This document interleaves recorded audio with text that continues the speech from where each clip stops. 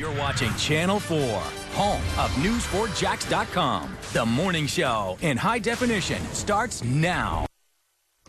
Depression is estimated to affect approximately 14 million American adults. The disorder costs employers an estimated $44 billion a year in lost productivity. So joining us today for National Depression Screening Day is well-known psychiatrist Dr. Janet Taylor, along with Alan Doederlein, who is the national spokesperson for the Depression and Bipolar Support Alliance. They're here to talk about depression and major depressive disorder. Good morning to the two of you. Good morning, Stacy. Dr. Taylor, do you believe that more people are becoming depressed, or do you believe that we're doing a better job of diagnosing depression? Well, the numbers haven't really changed that much. It's estimated, as you mentioned, that 14 million Americans have major depression. What we do know is that despite that, 75% of American adults are still either undertreated or undiagnosed. So I think we really have to work a little harder at making sure that those individuals that actually have a major depression are treated and screened, which is, in conjunction with National Depression Screening Day. So we still have some work to do. Yeah, Alan, tell us why you guys decided to come up with this National Screening Day, Depression Screening Day.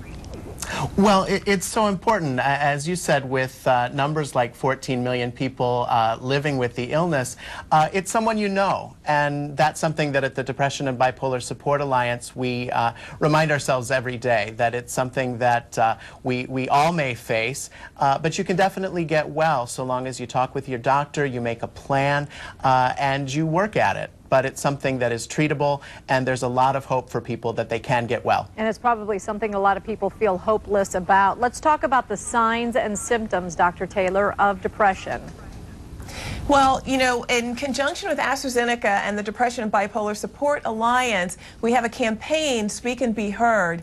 And the Speak and Be Heard allowed individuals who have signs and symptoms of depression, like depressed mood, irritability, trouble sleeping, feeling helpless, hopeless, maybe suicidal thoughts, to express themselves in a way that talks about their journey with the initial diagnosis and also hope.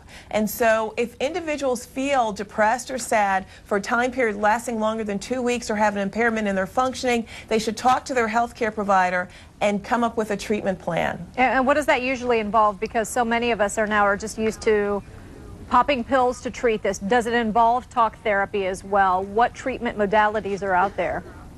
Well, so treatment for major depression or bipolar disorder with depressed mood involves medication, but also it can involve group psychotherapy, individual psychotherapy, support, advocacy like Depression and Bipolar Support Alliance, so the education of friends and family so they know what symptoms are. But the main point is depression is treatable, there's hope, and if you feel like you have signs and symptoms of depression, to talk to your medical doctor. You can go on Facebook.com and search for Take on Depression and find tips and resources as well. Well, we've run out of time, but we want to thank you both for being here, Alan Doederlein and Dr. Janet Taylor. Speak and be heard. If you think you're dealing with depression, tell a doctor and get some help, because as Alan said, it's not hopeless. Thank you both. Thank you. Thank you, Stacy. All right, guys, it's official. We have broken a record for cold today. Chilly today.